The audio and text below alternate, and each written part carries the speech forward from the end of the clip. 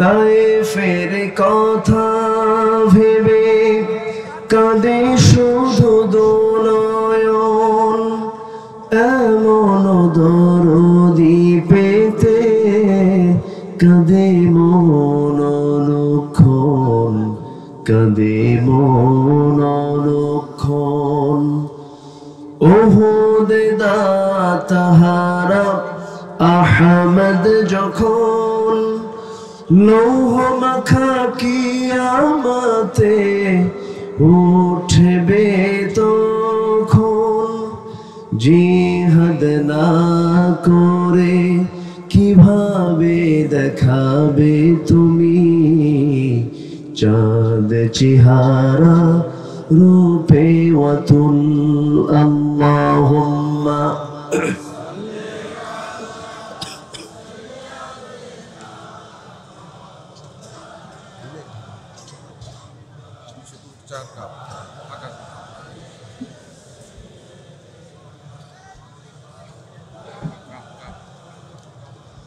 সবাই বলুন বালাগাল উলা বিকামালিহি কাশাফাত তুজা বিজামালিহি হাসুনাত জামিউ খিসালিহি সাল্লু। সে কোরআন থেকে আমি কিছু কথা বলতে চাচ্ছি।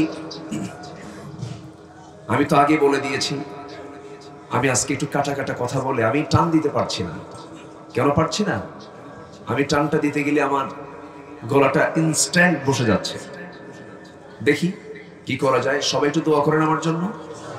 সবাই বলেন আল্লাহুম্মা লা তাদা' লানা যামবান ইল্লা গফারতাহু ওয়ালা হাম্মান ইল্লা ফাররাজতাহু ওয়ালা দাইনান ইল্লা কাদাইতাহু ওয়ালা মারিদান ইল্লা শাফাইতাহু ওয়ালা হাজাতান মিন হাওয়াইজিদ দুনিয়া ওয়াল আখিরাহ।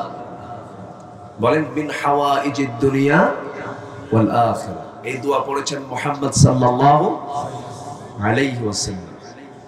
সম্মানিত ভাইয়েরা, তাহলে আল্লাহর সঙ্গে সম্পর্ক গড়ার একমাত্র মাধ্যম কি বলেন? কিন্তু প্রশ্ন যদি করি কোরআনটা কয়জন পড়তে পারেন? সহি করে কোরআনটা পড়তে পারেন কয়জন? সবার কি হাত উঠবে? আসতে বলে সবার কি হাত উঠবে? আচ্ছা, কোরআন কি কঠিন কিতাব না সহজ কিতাব? এই যে বাচ্চাদের মাথায় দস্তারবন্দি হলো, আমরা বাচ্চাদের মাথায় দস্তারবন্দি দিয়ে দিলাম, পাগড়ি দিয়ে দিলাম। এরা কি বুড়া মানুষ? খুব কম বয়সী মানুষ। আমার এই হাতে আমি এমনও বাচ্চার মাথায় দস্তারবন্দি দিয়েছে যার বয়স মাত্র 4 বছর। সুবহানাল্লাহ বলবেন না? কয় বছর? 4 বছর। কোরআন 36 দিনে মুখস্থ করে এমন লোক আছে, 50 দিনে মুখস্থ হয় এমন লোক আছে। কোরআনকে আল্লাহ তাআলা কঠিন করেননি। কিন্তু এই দেশের মানুষ কোরআন কেন সহি করে পড়তে পারে না? এই জন্য পারিবারিক কিছু দোষ আছে না নাই? সামাজিক দোষও আছে না নাই? রাষ্ট্রীয় কিছু প্রবলেমও মনে হয় নাই? আসতে বলে, আরো জোরে বলেন, আরো জোরে বলেন। সম্মানিত ভাইয়েরা, যদি সকল ভাইবা পরীক্ষায়, ভাইবা বোর্ডে সকল যারা শিক্ষার্থী ওদেরকে যদি কন্ডিশন দেওয়া হতো যারা মুসলমান, যাদের নামের আছে, নামের আগে মোহাম্মদ লাগানো আছে। এই কি হলো? এই কিন্তু আমার 1 নম্বর শ্রোতা। ওনাকে চেনেন? বসেন।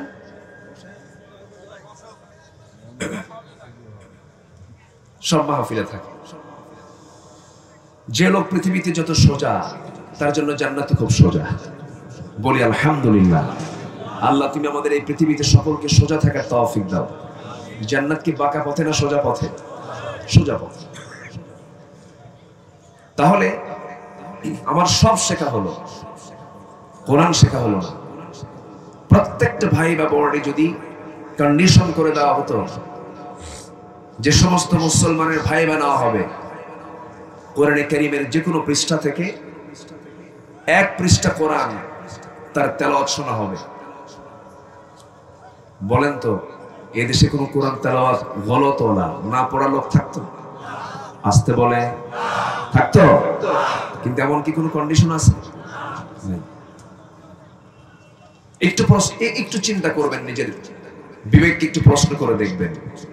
এরকম যদি প্রত্যেকটা জায়গায় যেটা ছাড়া নামাজ হয় না, এই শিক্ষা কি অতিরিক্ত না কম্পালসারি? বলেন অতিরিক্ত না আবশ্যিক? জরুরি, সবার জন্য জরুরি। কোরআন কয়জন লোক পড়তে পারে? আমার ধারণা এখানে যারা বসে আছেন মনে হয় 5% হবে কিনা, হয়তো 5% হতে পারে, এর চাইতে বেশি নয়। কিন্তু এটা কি আমাদের জন্য সৌভাগ্য না দুর্ভাগ্য? বলেন সৌভাগ্য না দুর্ভাগ্য? চাচার বয়স 60 বছর হয়ে গেছে, চাচাকে যদি বলা হয় চাচা কোরআনটা আপনি পড়েন নাকি, কোরআন পড়তে পারেন নাকি, চাচা বলে বাবা কোরআন পড়বো কেমনে, মুখেই তো আসে না, খুব চেষ্টা করি হয় না। কিন্তু চাচাকে যখন বলা হয় চাচা আপনার যে সিংড়া পৌরসভার সামনে যে 10 কাঠা জায়গা আছে, বিশাল দামি জায়গা, সেই দামি জায়গার দাগ নাম্বার কত? 83। ওই দাগ নাম্বার মনে আছে? আছে না? মনে আছে না? মনে আছে। নাটোর জসকোটের সামনে গিয়া সপ্তাহে 2 দিন নাটোর জসকোটের বারান্দায় ঘোরাফেরা করে ফাইল নিয়ে চাচা যখন বলা হয় চাচা সপ্তাহে 2 দিন আপনি জসকোটের বারান্দায় খুব ব্যস্ত দেখি, এখানে আপনার কি কাজ? জবাবে চাচা বলে শোনো আমার 10 বিঘা জমিনে মামলা চলে, উকিল মাঝে মাঝে বোঝে না, উকিলকে মাঝে মাঝে নসিহত দেই, বুদ্ধি দিয়া যায়।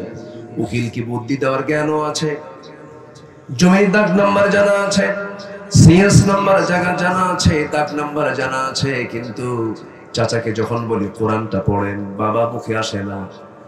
আমার বন্ধুগণ দুনিয়ার 60-70 বছর জিন্দেগির জন্য যদি দাগ নাম্বার মুখস্থ থাকে, আরএস নাম্বার মুখস্থ থাকে, খতিয়ান মুখস্থ থাকে, জান্নাতেরও দাগ নাম্বার আছে না নাই? আসতে বলবেন না আছে না নাই? জান্নাতের দাগ নাম্বারটা কি? আল্লাহ রাব্বুল আলামিন জান্নাতের দাগ নাম্বার জানিয়ে দিয়েছেন। 1 নাম্বার জান্নাতের দাগ নাম্বার দেখেন আল্লাহ রাব্বুল আলামিন 2 জায়গায় বলছেন ইন্নাল্লাযীনা আমানু ওয়া আমিলুস সালিহাত কানাত লাহুম জান্নাতুল ফিরদাউসি নুজুলা খালিদিনা ফিহা লা ইয়াবগুনা আনহা হিওয়ালা। জোরে বলুন আল্লাহু আকবার। সেই ব্যক্তিকে শ্রেষ্ঠ বলেছেন। রাসূলকে প্রশ্ন করা হলো আইয়ুল আ'মালি আহাব্বু ইলাল্লাহ, আইয়ুল ইসলামি খায়র, ইসলামের কোন কাজটা শ্রেষ্ঠ? রাসূল বললেন ক্বালা তুত'ইমুত তু'আম ওয়া তুকরিউস সালামা আলা মান আরাফতা ওয়া মান লাম তা'রিফ। 1 নাম্বার হলো মানুষকে খাওয়ানো, মানুষকে কি খাওয়ানো, আর চেনা অচেনা যদি মুসলমান জানো তাকে সালাম দেওয়া। বলি আলহামদুলিল্লাহ, জোরে বলি আলহামদুলিল্লাহ।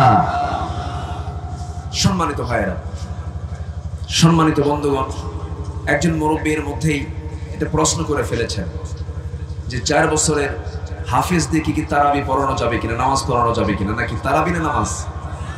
না, ফরজ নামাজের জন্য ইমাম যিনি হবেন তার বালেগ হওয়ার দরকার আছে না নাই? নফল ভিন্ন বিষয়, ইমামতির জন্য কিছু যোগ্যতা থাকতে হবে। সম্মানিত ভাইয়েরা আমার দিকে তাকান। আচ্ছা,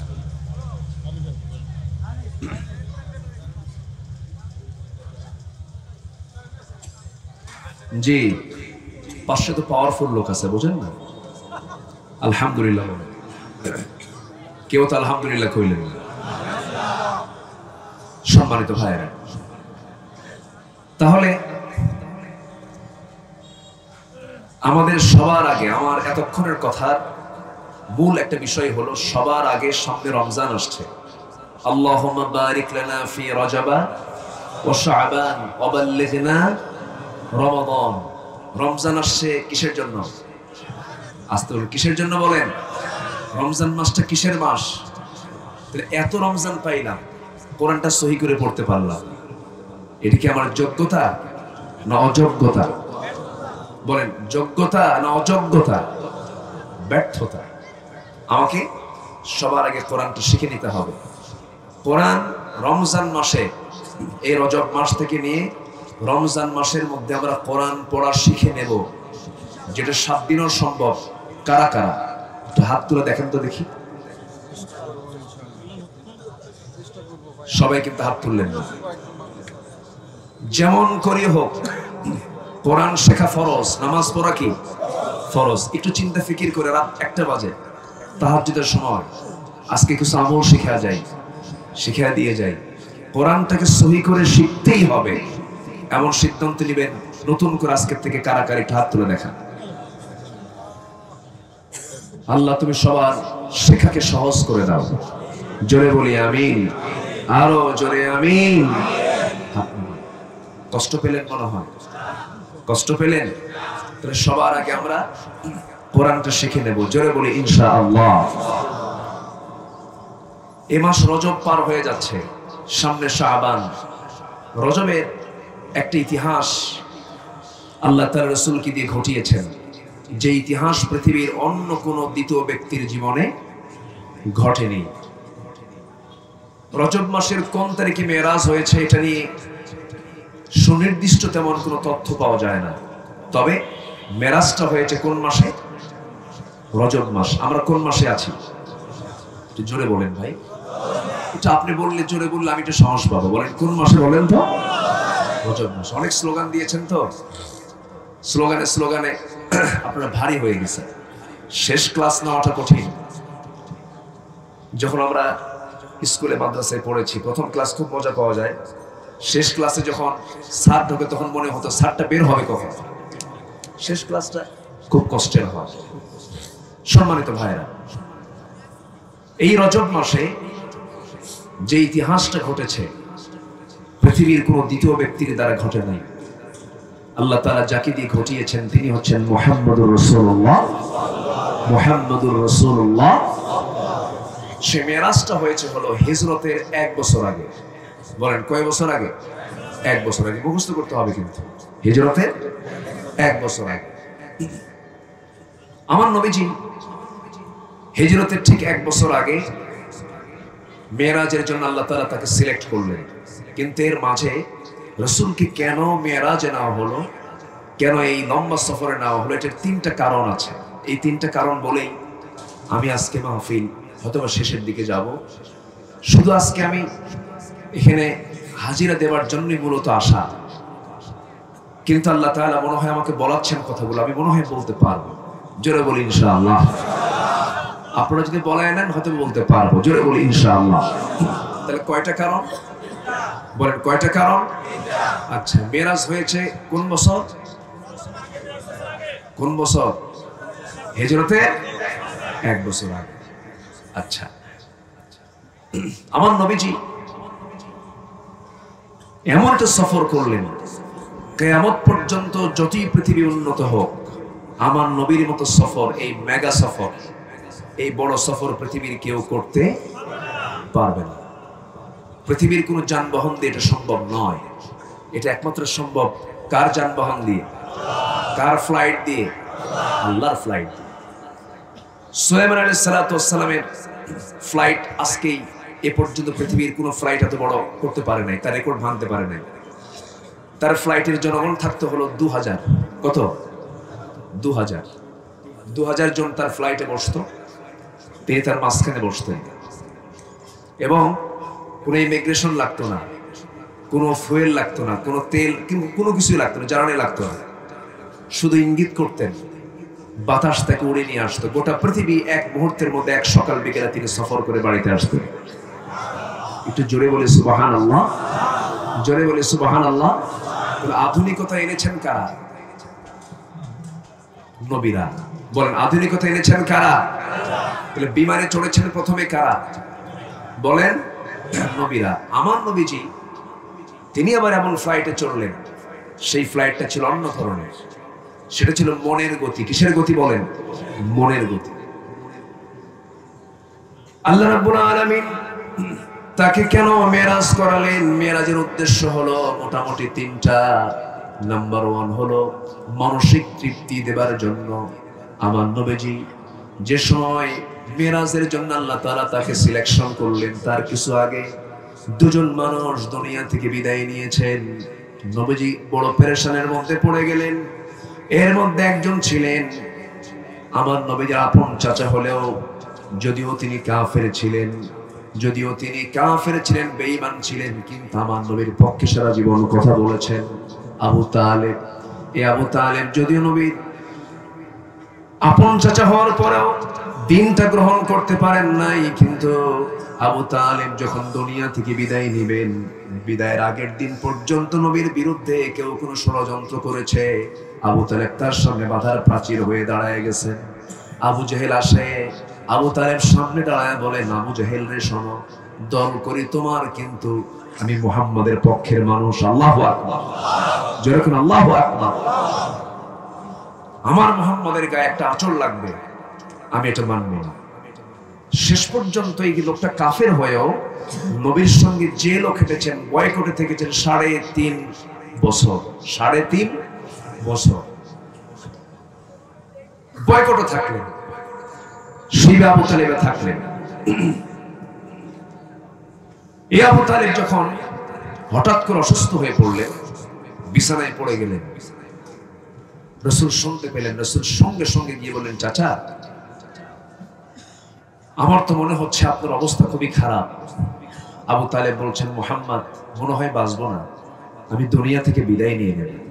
রাসূল বলেন, চাচা আমি কি কোনোদিন আপনাকে ইসলাম গ্রহণ করার জন্য প্রেসার দিয়েছি? না, ইসলামে দিন গ্রহণে কোনো জবরদস্তি নেই। লা ইকরাহা ফিদ্দীন। এই দেশে যত অন্য ধর্মের মানুষ ইসলাম কবুল করেছে, এই জায়গায় কোনো মুসলমান, কোনো আলেম অন্য ধর্মের মানুষকে জোর করে মুসলমান বানায় নাই। আসতে বলবেন না, জোরে বলুন ঠিক কিনা। কিন্তু ধর্মান্তরিত করার অভিযোগ আছে না নাই? আচ্ছা, এটা ভিত্তিহীন কথা। কোন আলেম এই কাজ করতে পারেন না, কারণ ইসলাম এটা বলে না, আমার নবীজি এটা শিখান নাই। আমার নবীজি শুধু শেষ সময় বললেন, চাচা একটা বারের জন্য আপনি একটু কালেমা পড়েন, তো পুরোটা বলতে হবে না, শুধু অর্ধেকটা বলবে না, আমি আপনার জন্য বেহেশতের জামিন হয়ে যাব। জোরে বলে সুবহানাল্লাহ। আমার নবীজি এই কথা বলার সঙ্গে সঙ্গেই আবু তালেব বলছে, মুহাম্মদ শোনো, তুমি আমাকে বলছো, আমি জানি তোমার দিন সত্য, তোমার আল্লাহ সত্য, আখিরাত সত্য, পরকাল সত্য। এই জন্য আমি আমার কলিজার টুকরা জাফরকে তোমার হাতে তুলে দিয়েছি, আমার কলিজার টুকরা আলীকে তোমার হাতে তুলে দিয়েছি। এই দুইজন তোমার হাতে আমি আবু তালেব তুলে দিলাম, কিন্তু আমাকে বারবার প্রেসার ক্রিয়েট করো না, কারণ আমি আমার বাপদাদার ধর্মের চুনকালি মারবো না, আমার বাপদাদার ধর্ম আমি ছাড়বো না। এই জাতীয় লোক এখনো আছে না নাই? আসতে বলবেন না, আছে না নাই? আমার বাপ ওসর, আমি ওসর, আছে না কিছু? বাপ ভুল করলে কি সন্তান ভুল করবে না? রাসূল হাতটা গোটায় নিলেন, আল্লাহ ওহী নাযিল করে বললেন, হে রাসূল, ইন্নাকা লান তাহদিনি মান আহবাবতা, আপনি যাকে ভালোবাসবেন আপনি তাকে হেদায়েত দিতে পারবেন না। হেদায়েতের মালিক আপনি না, হেদায়েতের মালিক কে? আল্লাহ তাআলা। আমার নবীজি হাতটা গোটায় নিলেন, চোখের পানি পড়তেছে। আবু তালেব দুনিয়া থেকে বিদায় নিলেন, প্রচন্ড টেনশন। কেন জানেন? আবু জেহেল প্রায় রাসূলের বিরুদ্ধে মোকাবেলা করতে আসে, কিন্তু সামনে দাঁড়ায় যেন আবু তালেব পারে না। কিন্তু আবু তালেব যেদিন মারা যায়, আবু জেহেল বেয়াড়া হয়ে যায়। আবু জেহেল তার উচ্ছৃঙ্খলার চূড়ান্ত লেভেলে সে ক্রস করে, লেভেলে চলে আসে। শেষ পর্যন্ত 3টা দিন যেতে না যেতে আবার নবীর জীবন থেকে সবচেয়ে কাছের মানুষ খাদিজাতুল কুবরা রাদিয়াল্লাহু তাআলা আনহা, তিনিও হঠাৎ করে রাসূলকে বলছেন, ইয়া রাসূলুল্লাহ, আমার শরীরটা ভালো না, আমি মনে হয় দুনিয়া থেকে বিদায় নিয়ে নেব। রাসূলের ক্ষত এখনো শেষ হয়নি, ক্ষতটা কাঁচাই আছে। রাসূল কাঁদতেছেন। এমন সময় বললেন, খাদিজা তুমি কি বলো? হ্যাঁ, মনে হয় বাঁচবো না, আপনি আমাকে মাফ করে দিবেন। দাম্পত্যময় জীবন চালাতে গিয়ে বহু ভুল করেছি, হয়তো আপনি আমাকে মাফ করে দিবেন। রাসূল বললেন, খাদিজা তুমি আমার নবুয়তের জিন্দেগিতে যা করেছো, পৃথিবীর কোন মানুষের দ্বারা এই চাহিদা পূরণ হবে না। আল্লাহু আকবার বলেন। খাদিজা এই কথা বলতে বলতে বলে ফেললেন, ইয়া রাসূলুল্লাহ, আপনি শুধু আমার স্বামী নন, আপনি হচ্ছেন রাহমাতুল লিল আলামিন। আমি মনে হয় দুনিয়া থেকে বিদায় নিয়ে নেব। আমি আপনাকে একটু রিকোয়েস্ট করবো, আজকে এমন একটা জিনিস চাবো আপনার কাছে। আপনি তো এই 24টা বছর দাম্পত্যময় জীবন চালাতে গিয়ে দেখেছেন, আমি আপনার কাছে কোনোদিন কোনো কিছু চাই নাই। আজকে আপনার কাছে আমি কিছু জিনিস চাবো, আপনি কি আমাকে দিবেন নাকি? রাসূল বললেন, ও আমার খাদিজা, তুমি আমার কাছে কোনো জিনিস চাও নাই, তোমার এটা এরকম কোন অভ্যাস তোমার মধ্যে নাই, তুমি আজকে যা বলবে আমি তাই হুবহু পালন করব। খাদিজার এই কথা শুনে খাদিজা রাদিয়াল্লাহু তাআলা আনহা বললেন, ইয়া রাসূলুল্লাহ, জাগতিক জীবনের কোনো কিছু আপনার কাছে চাবো না। এক নম্বরে চাওয়া হলো, আমি আগে আপনাকে বলে নিচ্ছি, আমি খাদিজা আল্লাহর সবচেয়ে নগণ্য একজন বান্দি, আমার জীবনে তেমন কোন আমল নাই। আমি আপনাকে যেটা বলতে চাচ্ছি, আমি যখন দুনিয়া থেকে বিদায় নেব, আমার বিদায় হওয়ার সঙ্গে সঙ্গে আমার লাশটা কেউ ঘর থেকে বের করবে না, আমার লাশটা কেউ ছোবে না। আপনি নবীজি আপনার নিজের বরকতি হাতে আমার লাশটা নিয়ে নিজের পিঠে বহন করে কবর পর্যন্ত নিয়ে চলে যাবেন, কবরের সহায় দেবেন। আমাকে কবরের সহায় দিয়া কিবলামুখী আপনি আপনার বরকতি হাতে চেহারাটা আবার কিবলামুখী করে দিবেন, এবং কবরের মাটিতে আপনি দাঁড়ায় থাকবেন ততক্ষণ পর্যন্ত যতক্ষণ না সওয়াবের ফেরেশতা না আসবে। যখন ফেরেশতা এসে প্রশ্ন করবে, আমার মন বলে আমার এই টুটা ফাটা আমল দিয়ে আমি জবাব দিতে পারবো না। আপনি রাসূল আপনি আমার হয়ে জবাবটা দিয়ে দিবেন কিনা বলুন। রাসূল কাঁদতেছেন, কাঁদতে কাঁদতে এক পর্যায়ে বলে ফেলছেন, খাদিজা তোমার তো সারা জীবনের তবিয়ত ছিল তুমি কোনোদিন আমার কাছে কোনো কিছু চেয়ে নাও নাই, আজকে তুমি যখন আমার কাছে এই আবদারটা করছো, তোমার প্রত্যেকটা ওসিয়ত আমি একটা একটা করে পূরণ করব। জোরে বলি সুবহানাল্লাহ। একটা একটা করে আমি পূরণ করব। খাদিজা তুমি চিন্তা করো না। খাদিজার ইন্তেকাল হলো। হিজরতের একটু আগের কথা, কি বলে হিজরতের একটু আগের কথা বলছি, মিরাজের একটু আগের কথা বলছি। খাদিজার ইন্তেকাল হয়ে গেল। তার কথা মতো তার লাশটা নিজের পিঠে বহন করলেন। ম্যাক্সিমাম আত্মীয় স্বজনের, আমার নবীজির সকল আহলে বায়াত অধিকাংশই তাদের দাফন হয়েছে হলো মদিনায়, কিন্তু খাদিজার দাফন হয়েছে মক্কায়। কোথায় বলেন তো?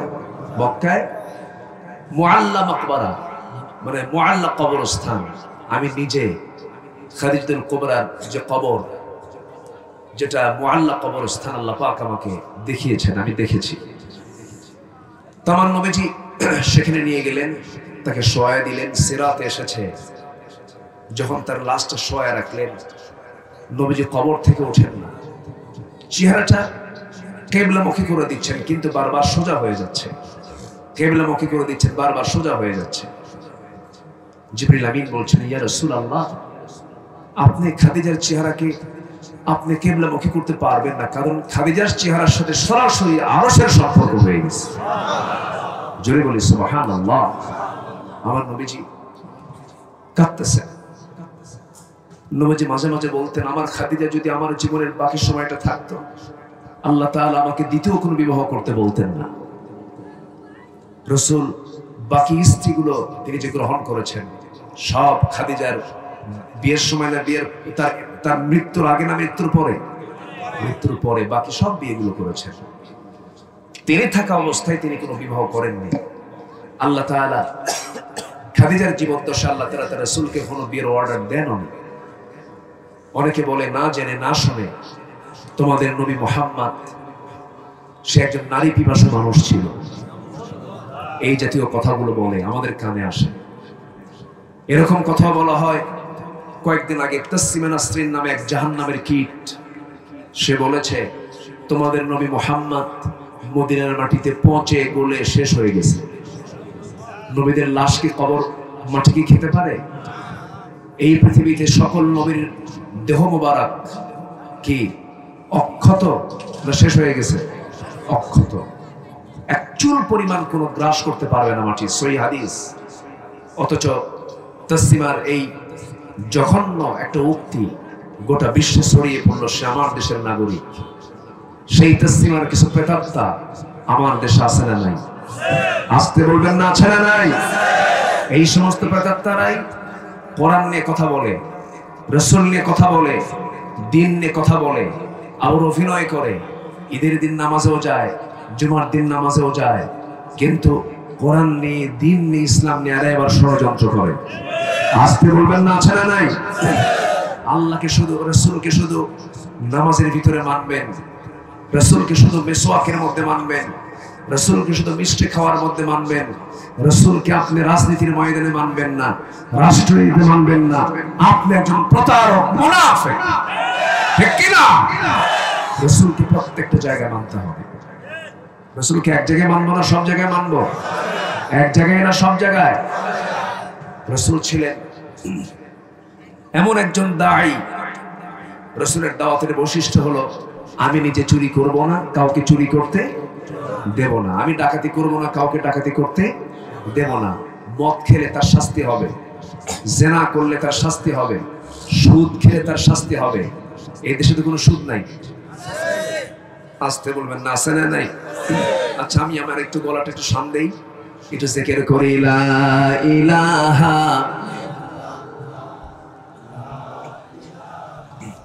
আরো জোরে লা ইলাহা, আরো জোরে লা ইলাহা,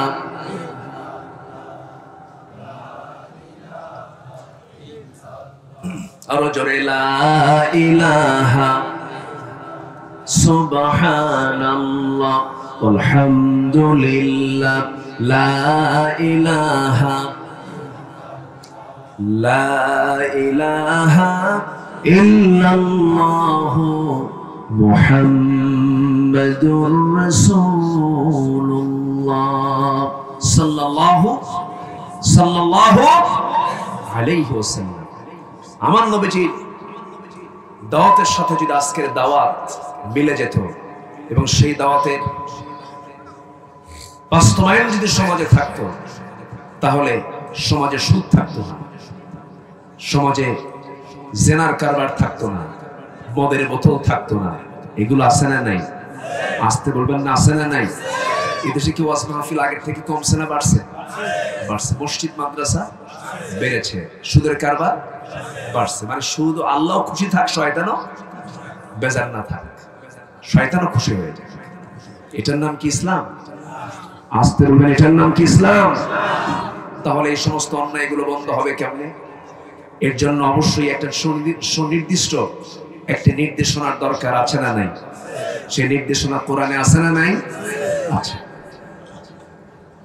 আপনি ওয়াজ করে জুয়া বন্ধ করতে পারবেন না, আপনি ওয়াজ করে সুদ বন্ধ করতে পারবেন না, আপনি ওয়াজ করে মদের বোতল বন্ধ করতে পারবেন না। দর্শনায়, চুয়াডাঙ্গার দর্শনায় মদের ফ্যাক্টরিতে এইবার 700 কোটি টাকা লাভ করেছে মদ বিক্রি করে। আলহামদুলিল্লাহ। কি কবেন আপনারা? নাউজুবিল্লাহ কবেন? তো নাউজুবিল্লাহ বলতেছেন, কিন্তু কামাই তো ঠিকই হচ্ছে হারাম পথে। তাহলে এগুলো বন্ধ হবে কেমনে? এগুলো বন্ধ করার জন্য নির্দিষ্ট আইনের দরকার। আসতে বলবেন না, আছে না নাই? আসতে বলবেন না, আছে না নাই? আচ্ছা, সম্মানিত ভাইয়েরা, আমি যদি একটা প্রশ্ন করি, আপনারা বলুন তো, আমার দেশে মানুষ বেশি না চোর বেশি? ভালো করে বলবেন, আবার বলেন, চিন্তা করে বলেন, মানুষ বেশি না চোর বেশি? চোর বেশি। আচ্ছা, নামাজি বেশি না বেনামাজি বেশি? হ্যাঁ, আচ্ছা, যে নামাজ না পড়ে এটা কি ছোটখাটো চোর না বড় চোর? এখন বলেন, মানুষ বেশি না চোর বেশি? ঘটনা কি? ধমক দিল কে? ও চাচা খেপছে। চাচা খেপা যাবে না। এই যে ক্যামেরাগুলো রেকর্ড করে, এই রেকর্ডগুলো আপনি শুনছেন হাজার হাজার, আর রেকর্ডগুলো করে এরা শোনায় হলো কোটি কোটি মানুষকে। তাও তো ঠিকই কর, তাও আবার ধমক মানে, তাহলে কেমন হলো? একটু বসেন, জাস্ট একটু ঝোঁকে কইছে, দেখা যাচ্ছে না, আই কন্টাক্ট হচ্ছে না, এই জন্য একটু ধমক দিয়ে কইছে, দেখা যাচ্ছে না এই জন্য। ঠিক আছে, সম্মানিত হাজিরিন, আমি বিশ্বাস করি আপনারা আমাকে খুব ভালোবাসেন, আপনারা আমাকে খুব মহব্বত করেন। কেন এত রাতে বসে বসে কোরআনের কথাগুলো শুনছেন আমার ভাঙ্গা ভাঙ্গা কণ্ঠে আজকের এই অসুস্থতার এই পরিবেশে। আমি এই মাহফিলটা আমার জীবনের একটা স্মৃতি হয়ে থাকবে আলহামদুলিল্লাহ। এবং আমি এই কথা বলে যাচ্ছি, আজকে আমি পূর্ণ দেওয়াটা, যেটা আমার যে আলোচনার যে পূর্ণতা, এটা আমি আজকে দিতে পারলাম না, দিতে পারছি না। আগামীতে আপনারা আমাকে না দাওয়াত দিলেও আমি আসতে চাইব। আমার মনে হয় আমি জীবনে প্রথম কোনো মাহফিলে এই জাতীয় কথা আমি প্রেজেন্ট করলাম। কেন জানেন? আপনার কতটুকু কষ্ট হচ্ছে জানি না, আমার বুকটা খান খান হয়ে যাচ্ছে, আমি দিল থেকে কথাগুলো বলতে পারছি না। আল্লাহ কি না পারেন দেখেন, মুহূর্তের মধ্যে অসুস্থকে সুস্থ করেন, সুস্থকে অসুস্থ করে দেন। আমার আওয়াজ আমি নিজেই বুঝতেছি না, আমার আওয়াজ তো এরকম না, কিন্তু এই যে এই প্রচন্ড জার্নির কারণে আর গরম ঠান্ডা আবহাওয়ার জন্য এই জিনিসটা হয়ে গেছে, বুকটা চাপা পড়ে গলাটা ভেঙে গেছে। যাই হোক, এরপরও আজকে আমি কিছু কথা, গতকালকে আমি 15 থেকে 20 মিনিট কথা বলছি, এরপরে শেষ করে দিয়েছে, পারি নাই। আজকে কিছু কথা আমি বলতে পারছি, আপনি আমাকে বলায় নিচ্ছেন বলে বলি আলহামদুলিল্লাহ। রাসূল মেরাজ করেছেন কয়টা কারণে? বলেন কয়টা কারণে? এক নম্বর হলো মানসিক তৃপ্তি দেওয়ার জন্য। এটা বলেই কিন্তু আমি থেমে গেছি, কথাগুলো আমি গোছায় নিচ্ছি। এর মাঝে বলে ফেললাম, আমার দেশে নামাজি বেশি না বেনামাজি বেশি? বেনামাজি বেশি। বলেন মানুষ বেশি না চোর বেশি? যে আল্লাহকে ফাঁকি দেয় তার চেয়ে বড় ফাঁকিবাজ আছে? যে আল্লাহর নামাজে চুরি করে তার চেয়ে বড় চোর আছে? না। তাহলে নামাজ আমরা পড়বো তো ইনশাআল্লাহ? জোরে বলি ইনশাআল্লাহ। নামাজ কয় ওয়াক্ত হবে? আচ্ছা, 5 ওয়াক্ত নামাজ আমরা পড়বো। আমি যে চোর বেশি বললাম, দেখেন আমি বলি, মসজিদে গেলে যদি নতুন জুতা হয়, নাটোর শহরের কোনো মসজিদে যদি আপনি ঢুকতে যান, নতুন জুতা নিয়ে আপনি মসজিদে ঢুকবেন, তখন আপনার জুতার টেনশন কম হবে না বেশি হবে? যদি সামনে রাখেন সমস্যা নাই, কিন্তু কোনো ক্রমে সামনে রাখার জায়গা পান নাই, জুতাটা আপনি হয়তো কোনো একটা পিছনে রেখে আপনি সামনে নামাজ পড়ছেন, বলেন সেজদার সময় তসবিহ হবে না মনে হবে জুতা আছে তো? বলেন তো। আমি কি অবাস্তব কথা না বাস্তব কথা বললাম? বাস্তব কথা বললাম। আচ্ছা, এরপরে সাইকেল নিয়ে গেছেন আপনি বাজারে, সাইকেল শুধু রেখে দিয়েছেন এই সাইড, অন্যদিকে তাকাইছেন সাইকেল নিয়ে। গত বছর ভাইজান আমার চট্টগ্রাম পতেঙ্গা মাহফিল ছিল, তো প্রায় বেশ কিছুক্ষণ কথা বলে মোনাজাত করলাম, সবাইকে নিয়ে আলোচনা শেষ করলাম। মাহফিল শেষে দেখি আমার জুতা নাই।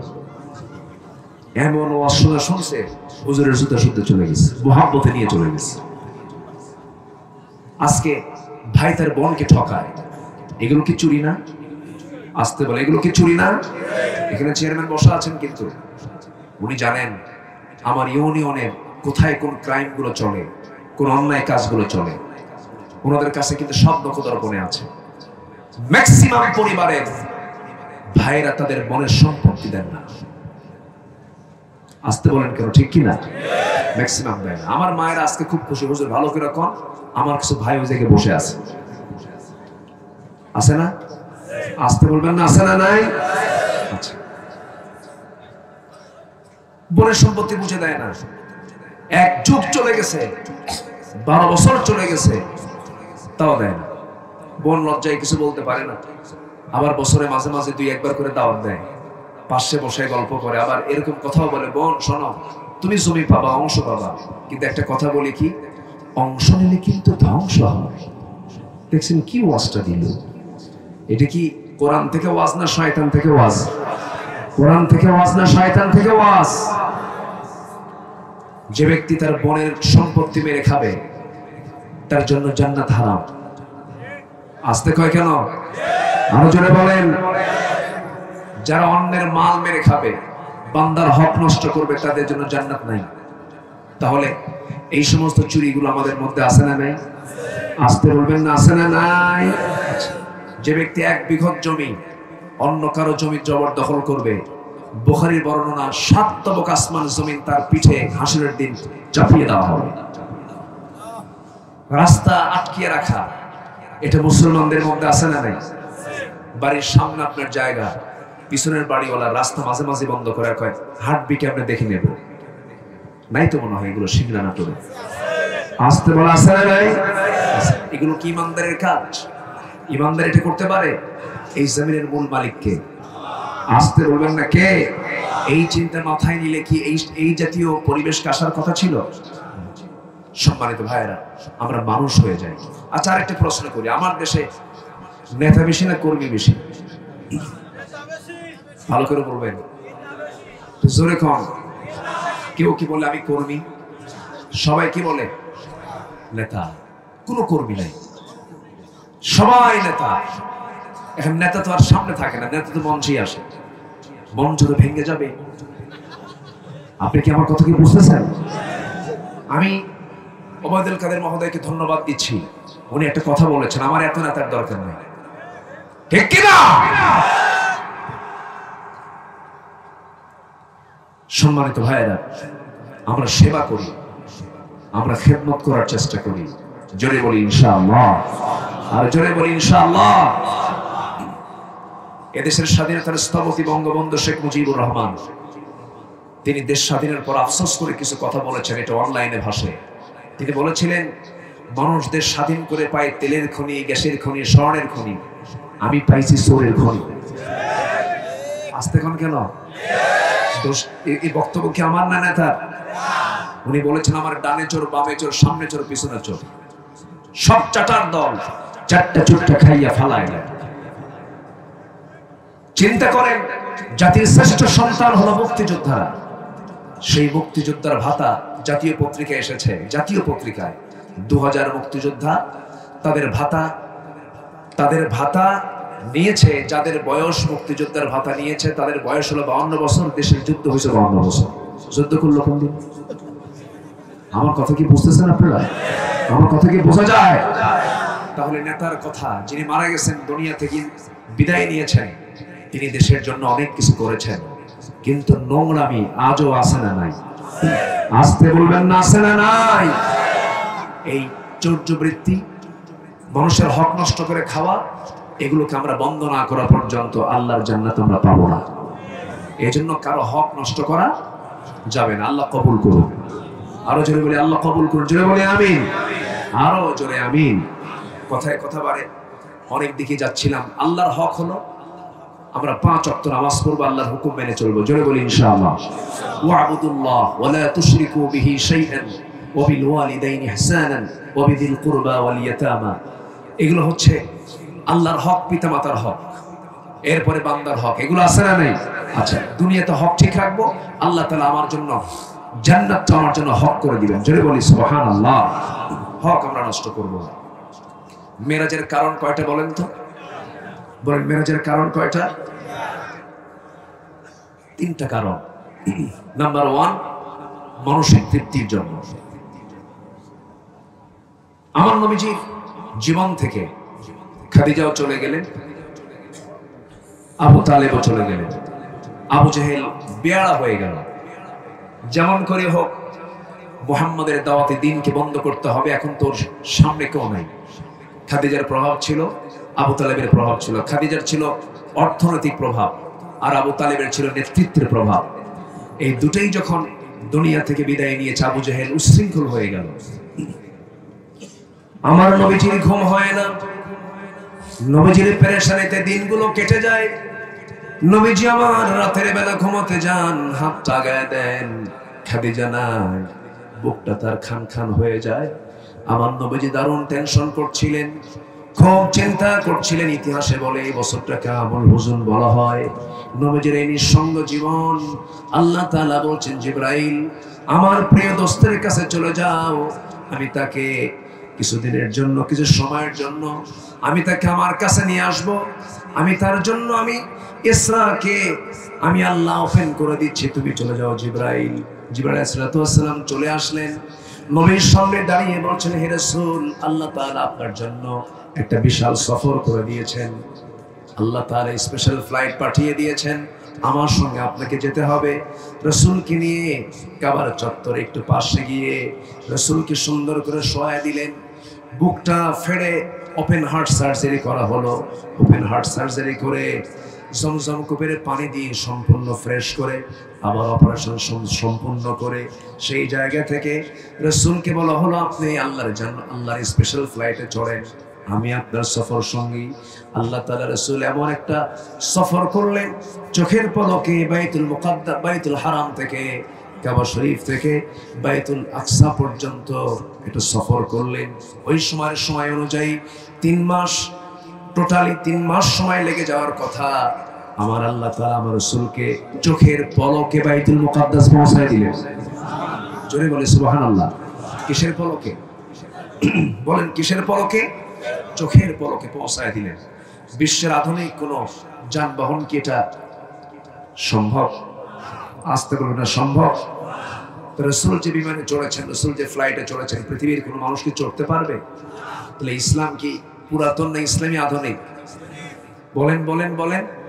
পৃথিবীর সভ্যতা এনেছেন আম্বিয়া কেরাম, পৃথিবীর সমস্ত আধুনিকতা এনেছেন আম্বিয়া কেরাম, কিন্তু আজকে আধুনিকতা মানে কি জানেন?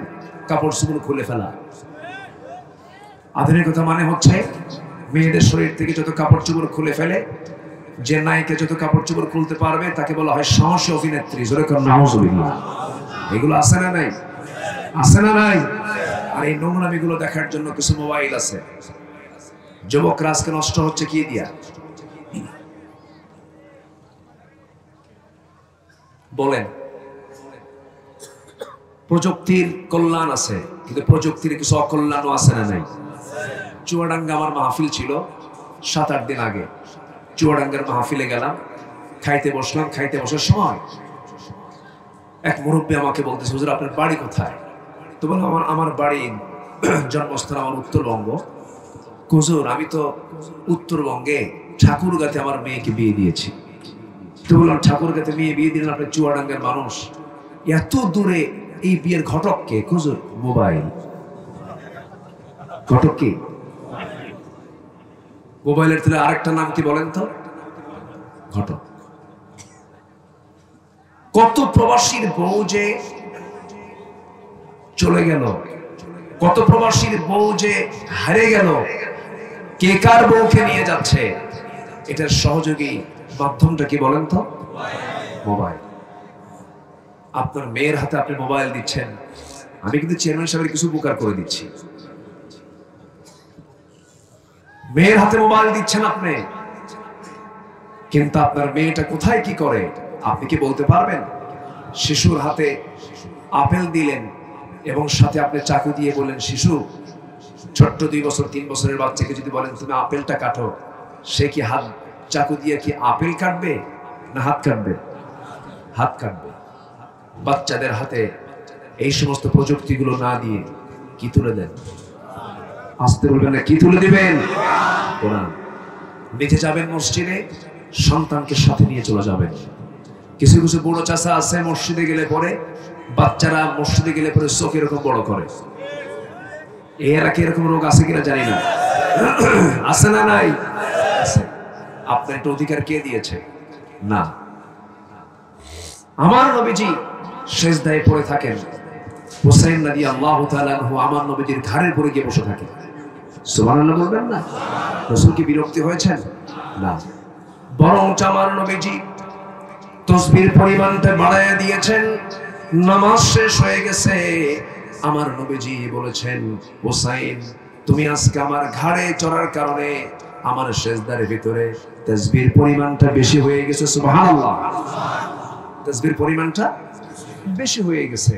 আমার নবীজি ছোট্ট বাচ্চাদেরকে ধমক দিতে মানা করেছেন। মসজিদে আপনি যাবেন, বাচ্চাকে সাথে নিয়ে যাবেন, ওর কোনো কাতার নেই। আপনি যেখানে বসবেন সন্তান পাশে বসবে, ও চিৎকার করবে, ও কাঁদবে, ও হাসবে। ওর হাসা এবং কাঁদা এটাই তার নামাজ। সন্তানদেরকে মসজিদে নিয়ে যাবেন। আমার রাসূলের মসজিদ ছিল শিশু দিয়ে ভরা। ইসলামী সমাজের বৈশিষ্ট্য হলো মসজিদগুলো শিশু দিয়ে ভরপুর হয়ে যাবে।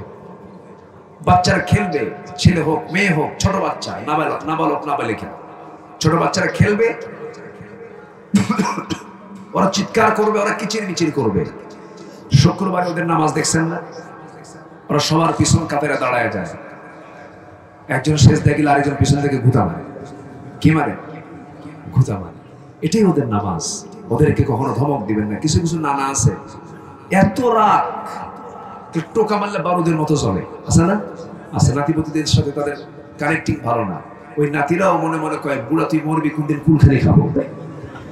এটা ঠিক না। এই জন্য বাচ্চাদেরকে আমরা মসজিদমুখী করবো, জোরে বলি ইনশাআল্লাহ। মোবাইল হাতে দিয়ে বাচ্চাদের জীবন নষ্ট করতে দেব, অশ্লীল কোন সিনেমা নাটক দিয়ে মাদের চরিত্র আমরা ধ্বংস করতে দেব।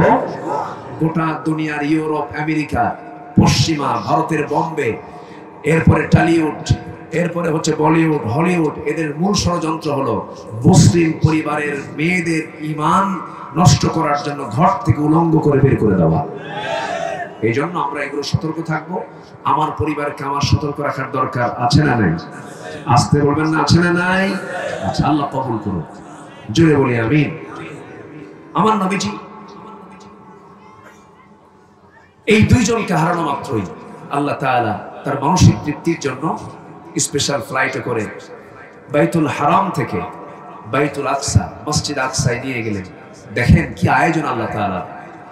পৃথিবীতে আদম থেকে শুরু করে নিয়ে রাসূল পর্যন্ত যত পয়গম্বর এসেছেন, সমস্ত পয়গম্বরকে আল্লাহ তাআলা সেই দিন নবীজির সম্মানে বাইতুল মুকাদ্দাসে হাজির করেছেন। একটু আসতে বলেন সুবহানাল্লাহ। কার সম্মানে? আমার নবীর সম্মানে। আমরা সেই নবীর উম্মত, আমরা কোন নবীর উম্মত? সেই নবীর উম্মত যে নবীর সম্মানে সব নবীকে আল্লাহ তাআলা এক জায়গায় করেছেন। নামাজ হবে 2 রাকাত নামাজ। কয় রাকাত নামাজ? ভাই কই যান? বসেন, বসেন। 2 রাকাত নামাজ হবে। এই 2 রাকাত নামাজের জন্য আমার নবীজির সামনে দাঁড়ানো, ইমামের মুসাল্লাটা পড়ে আছে, কেউ দাঁড়াচ্ছে না। কে দাঁড়াবে? শুধু এইদিক সেদিক সবাই তাকান। সবাই তো নবী, সবাই তো রাসূল। জিবরিল আমিন আলাইহিস সালাতু ওয়াস সালাম রাসূলকে ধরে নিয়ে ইমামের মুসাল্লায় দাঁড় করায় দিলেন এবং বলা হলো, আপনি হচ্ছেন সমস্ত রাসূলদের ইমাম। জোরে করে আল্লাহু আকবার। আমাদের দাম কি কম? আস্তে কয়, আমাদের দাম কম। সমস্ত নবীরা কোন নবীর পিছনে নামাজ পড়েছেন? আমাদের নবীর পিছনে নামাজ পড়েছেন। আমরা সেই নবীর উম্মত। আমরা, আমার নবীজি নামাজ শেষ করলেন। শেষ করে সেখান থেকে সুন্নাত দেওয়া হলো। মানে নবীজির মেরাজটা বাইতুল হারাম থেকে হবে না, মসজিদ আকসা থেকে। কানেক্টিংটা ওইদিকে একমাত্র ইজি হয়ে যায়। আল্লাহ তাআলা তো তার রাসূলকে মেহমান করে নিচ্ছেন। সুন্নাত দেওয়া হলো চোখের পলকে। তিনি প্রত্যেকটা আসমান পার হয়ে গেলেন, অতিক্রম হয়ে গেলেন। আম্বিয়া কিরামদের সঙ্গে কিছু দেখা হলো। এর মধ্যে সকল নবীর নাম মনে না থাকলেও, চেহারা মনে না থাকলেও, একজন নবীর নাম নবীজির বেশি মনে ছিল। সে নবীর নাম কি বলেন? বলেন তো, কোন নবী বলেন? মুসা আলাইহিস সালাতু ওয়াস সালাম। তার নামটা তার বেশি মনে ছিল। আমার নবীজি মেরাজ করলেন, জান্নাত দেখা হলো, জাহান্নাম দেখা হলো, সবকিছু দেখা হলো। আমার নবীজির টাইম চলে গেল 27 বছর। কত বছর বলেন? এই ইতিহাসটা ঘটেছে কোন মাসে? বলেন কোন মাসে?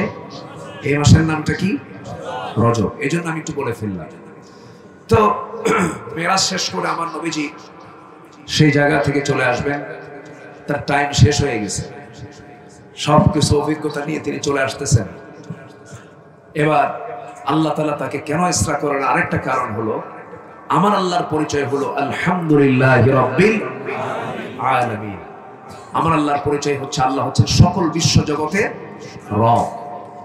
আর আমার নবীর পরিচয় হলো, যারা পারেন ঠোঁট মিলিয়ে বলুন, ওয়ামা আরসালনাকা ইল্লা রাহমাতাল লিল আলামিন। আমার নবী হলেন গোটা বিশ্ব জগতের জন্য রহমত। জোরে বলুন সুবহানাল্লাহ। ধরুন এই আসনের যিনি এমপি, তিনি যদি বলেন আমি মহিষমারি চিনি না, এটা কি তার যোগ্যতা না অযোগ্যতা? অযোগ্যতা হবে। আমার নবী হচ্ছেন গোটা বিশ্ব জগতের জন্য রহমত, কিন্তু রাসূল যদি বলেন আমি দ্বিতীয় আসমান চিনি না, তাহলে কি এটা হলো? হলো না। আল্লাহ তাআলা এই জন্য তার কুদরত দেখানোর জন্য মেরাজের তিনটা কারণ, এক নম্বর হচ্ছে মানসিক তৃপ্তি, নাম্বার 2 হলো কুদরত দেখানোর জন্য আল্লাহ তাআলা তাকে মেরাজে উঠায় নিয়েছেন। জোরে বলে সুবহানাল্লাহ। সবকিছু দেখলো। নাম্বার 3 হলো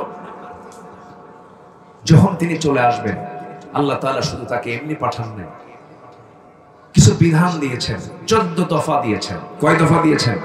14 দফা দিয়েছেন। সূরা বনী ইসরাঈল আল্লাহ তাআলা এই 14 দফাটা সুন্দর করে তুলে ধরেছেন। আজকে সেই দিকে আমি যেতে পারবো না।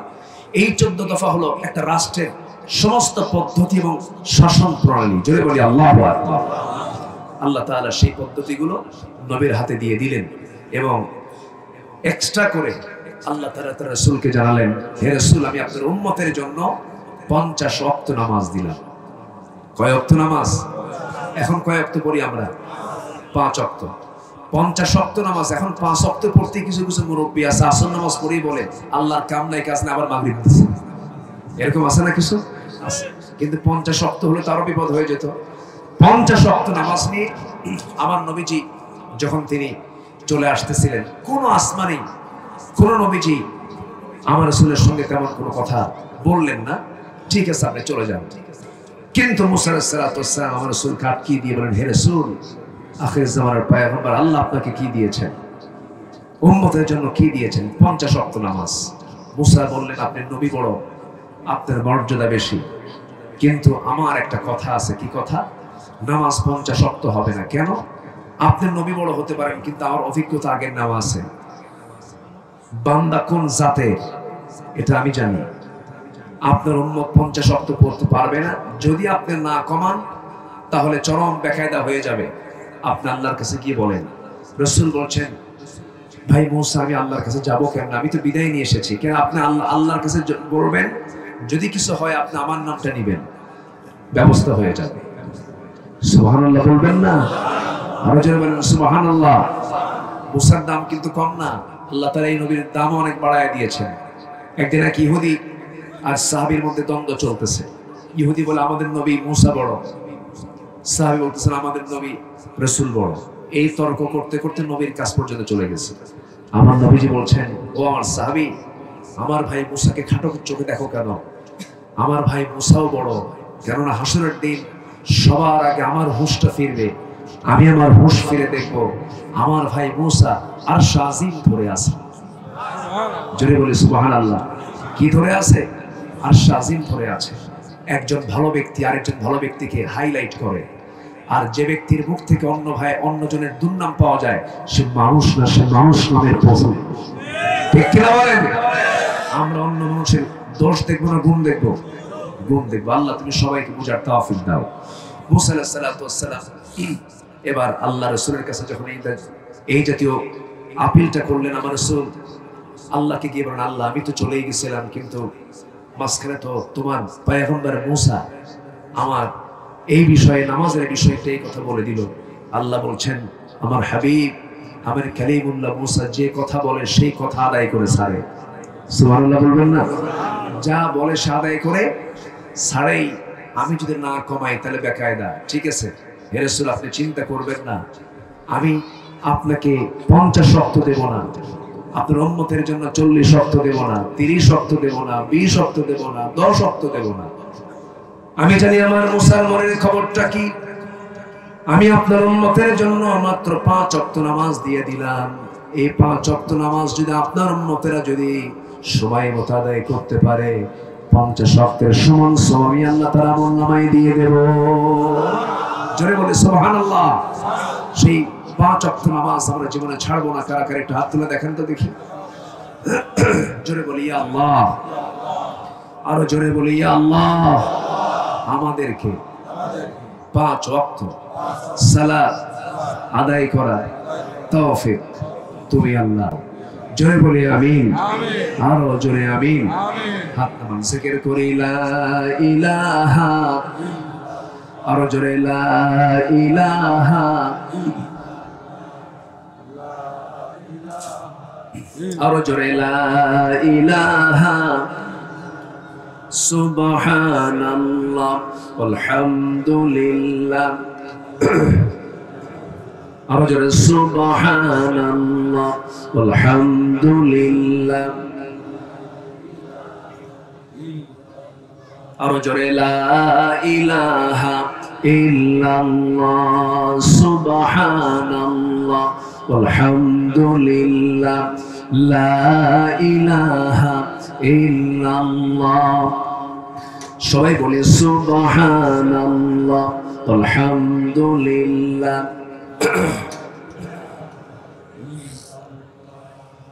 লা ইলাহা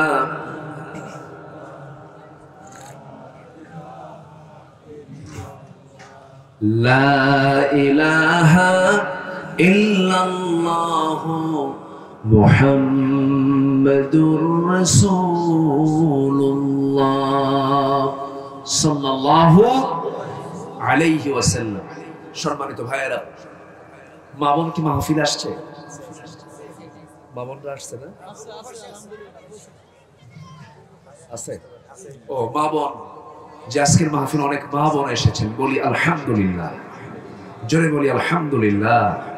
মা বোনদের সকল কিছুই ভালো আছে, কিন্তু একটা জিনিস সবচাইতে বড় প্রবলেম, সেটা হলো মেয়েদের, আমার দেশের মেয়েদের পর্দার ব্যাপারে একটু গাফলতি আছে না নাই? মেয়েদের একটা কাজ যদি ঠিক থেকে যায়, শুধু পর্দাটা যদি ঠিক থেকে যায়, আল্লাহর 8টা জান্নাত তার জন্য খোলা হয়ে যাবে। জোরে বলে সুবহানাল্লাহ। এজন্য সবার বাড়িতে মা বোন আছে না নাই? আছে। আমি সবার বাড়ির মা বোনদেরকে আমি এই কথাটা জানিয়ে দিতে চাই, মেহেরবানি করে যত আমল আপনি করেন না কেন, কিন্তু পর্দা নাই, আপনার কোনো মূল্য নেই। পর্দাহীনা নারী হলো লবণ শূন্য তরকারির মতো। কি শূন্য বলেন? যে তরকারিতে লবণ থাকে না, সেই খাবার, সেই তরকারি কি খাওয়া যায়? আসতে বলবেন না, খাওয়া যায়? তো আপনি কেন দেখা করতে পারবেন না? আল্লাহ তো সবার জন্য, সব পুরুষের সাথে আপনার পর্দাকে ফরজ করে দেননি। কিছু পুরুষ আছে, যে সমস্ত পুরুষের সঙ্গে আপনি দেখা করতে পারবেন, কথাও বলতে পারবেন, এর মধ্যে স্বামী ছাড়া। স্বামীর সামনে কোনো কাপড় চুপড়ও লাগবে না, মাথার কাপড়ও লাগবে না, কোনো সতর নাই। স্বামী তার স্ত্রীর কাছে ওপেন, স্ত্রী তার স্বামীর কাছে কি ওপেন। কিন্তু 14 জন পুরুষ আছে যাদের সঙ্গে একজন মেয়ে, একজন মহিলা দেখা করতে পারবেন, তাদের জন্য, তাদের সঙ্গে বিয়েটা হারাম। এই জন্য বিয়েটা কি হারাম, এই জন্য 14 জন। বলেন তো কয়জন? 14 জন। একটু আমরা মাথায় একটু মানে মুখস্থ রাখার চেষ্টা করব। মেয়েদের ক্ষেত্রে 1 নম্বর হলো বাবা। বলেন কে? আবার বলেন, মনে রাখবেন। নাম্বার 2 হলো ছেলে, নাম্বার 3 হলো ভাই, নাম্বার 4 হলো নানা, নাম্বার 5 হলো দুধ ভাই, নাম্বার 6 হলো মামা, নাম্বার 7 হলো ভাতিজা, নাম্বার 8 হলো ভাগিনা, নাম্বার 9 হলো চাচা, নাম্বার 10 হলো দাদা, নাম্বার 11 হলো শ্বশুর, নাম্বার 12 হলো সৎ ছেলে, নাম্বার 13 হলো দুধ ছেলে, নাম্বার 14 হলো মেয়ের জামাই। এই 14 জন পুরুষ পৃথিবীর সকল মেয়ের জন্য তাদের দেখা করা জায়েজ আছে না নেই? কিন্তু এক্ষেত্রে দেখা করতে গেলে বাবার সামনে মাথায় ওড়না দেওয়ার দরকার আছে, বুকের কাপড় ওড়না দেওয়ার দরকার আছে। এমনও পিতা আছে অসভ্য, নিজের ষোড়শী মেয়েটাকে মঞ্চে তুলায় নাচায় আর হাতের তালি মারে। এই বেদবদের থাপড়ায়া সোজা করা দরকার, ঠিক কিনা বলে? এরকম বেদব কিছু আছে না নাই? আচ্ছা, এগুলো আমরা খেয়াল করার চেষ্টা করব। আচ্ছা, ছেলেদের ক্ষেত্রে যেটা বলবো আমি, ছেলেদের জন্য পর্দা করা কি ফরজ। 15 জন 14 জন মহিলা যাদের সঙ্গে আপনি দেখা করতে পারবেন। 1 নম্বর হলো মা। 1 নম্বর কে? মা। নাম্বার 2 হলো মেয়ে, নাম্বার 3 হলো বোন, নাম্বার 4 হলো নানি, নাম্বার 5 হলো দুধমা, নাম্বার 6 হলো খালা, নাম্বার 7 হলো ভাতিজি, নাম্বার 8 হলো ভাগিনী, নাম্বার 9 হলো ফুফু, নাম্বার 10 হলো সৎমা, নাম্বার 11 হলো দাদি, নাম্বার 12 হলো শাশুড়ি, নাম্বার 13 হলো দুধমে, নাম্বার 14 হলো ছেলের বউ। এই 14 জন কি মহিলা একটা পুরুষের সঙ্গে দেখা করতে পারবে, কোনো বাধা নেই।